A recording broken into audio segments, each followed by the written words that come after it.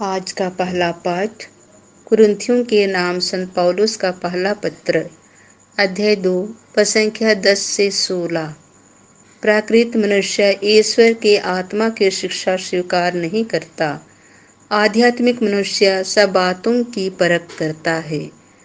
आत्मा सब कुछ की ईश्वर के रहस्य की भी थाह लेता है।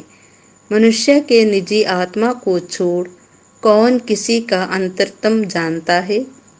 इसी तरह ईश्वर के आत्मा को छोड़ कोई भी ईश्वर का अंतरतम नहीं जानता। हमें संसार का नहीं बल्कि ईश्वर का आत्मा मिला है, जिससे हम ईश्वर के वरदान पहचान सके। हम इन वरदानों की व्याख्या करते समय मानवीय प्राज्ञा के शब्दों का नहीं बल्कि आत्मा द्वारा प्रदत्त शब्दों का प्रयोग करते हैं। इस प्रकार हम आध्यात्मिक शब्दावली में आध्यात्मिक तथ्यों के विवेचना करते हैं। प्राकृत मनुष्य ईश्वर की आत्मा की शिक्षा स्वीकार नहीं करता। वह उसे मूर्खता मानता और उसे समझने में असमर्थ है, क्योंकि आत्मा की सहायता से ही उस शिक्षा की परख हो सकती है।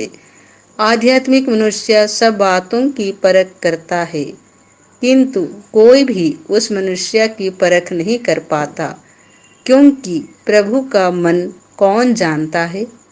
कौन उसे शिक्षा दे सकता है? हम में तो मसीह का मनोभाव विद्यमान है। संत लूकास के अनुसार पवित्र सुसमाचार अध्याय 4 पद संख्या 31 से 37। मैं जानता हूँ कि आप कौन हैं, ईश्वर के भेजे हुए परम पावन पुरुष। यीशु गलीलिया के कफरनहूम नगर आए और विश्राम के दिन लोगों को शिक्षा दिया करते थे। लोग उनकी शिक्षा सुनकर अचंभे में पड़ जाते थे, क्योंकि वह अधिकार के साथ बोलते थे। सभागृह में एक मनुष्य था जो अशुद्ध आत्मा के वश में था।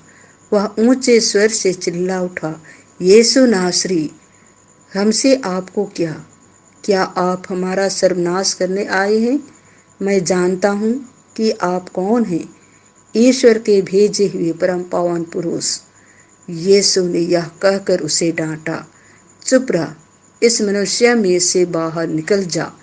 अब दूत ने सबके देखते देखते उस मनुष्य को भूमि पर पटक दिया और उसकी कोई हानि किए बिना वह उसमें से निकल गया। सब विस्मित हो गए और आपस में कहने लगे, यह क्या बात है?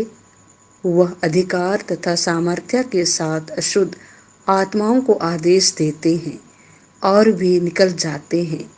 इसके बाद यीशु की चर्चा उस प्रदेश के कोने कोने में फैल गई।